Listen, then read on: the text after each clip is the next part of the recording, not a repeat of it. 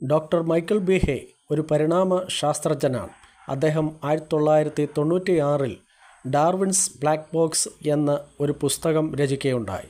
ആ പുസ്തകത്തിൽ അദ്ദേഹം പരിണാമത്തിൻ്റെ വാദഗതികൾ പലതും ചൂണ്ടിക്കാണിച്ച് bacterial flagellum, immune system, blood clotting cascade തുടങ്ങിയ അനവധി സങ്കീർണമായ വസ്തുതകളെ ചൂണ്ടിക്കാണിച്ച് പരിണാമ സിദ്ധാന്തത്തിന് ഇവയെ സാധൂകരിക്കുവാൻ പര്യാപ്തമായ ഒരു മെക്കാനിസം ഇല്ലെന്ന് വാദിക്കുകയുണ്ടായി.